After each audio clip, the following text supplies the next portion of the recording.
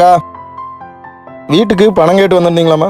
3 மாசமா வருமானம் இல்ல தம்பி, கலப்தினி வாங்க காசும் இல்ல. ஏய் சும்மா இரு. இவ்வளோ கஷ்டம்னு என்கிட்ட சொல்றதுக்கு என்ன? என்கிட்ட சொல்றதுல அப்படி என்ன உங்களுக்கு அவரு குறைச்சலாயிருது? இப்போ எங்க அவரு? அண்ணன் காசு ரெடி பண்ணதான் போயிருக்காங்க. அம்மா சொல்லுமா. ஆமா தம்பி, ரொம்ப கஷ்டமா இருக்குது. சரி, வீட்டில் ஏதாவது பழைய பட்டு சேலை இருக்கா? ஏமா பட்டு சேலை ஏதாவது இருக்குதா? இருக்குது, ஆனா தம்பி சைஸ்க்கு இருக்குது என்னன்னு தெரியலையே.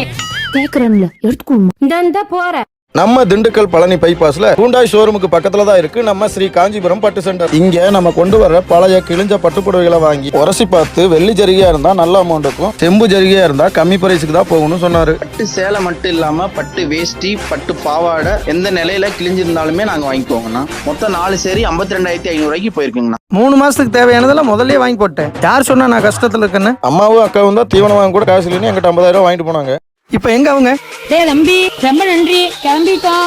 ஏய் பசுபதி பெறா வண்டிய கோவாவுக்கு.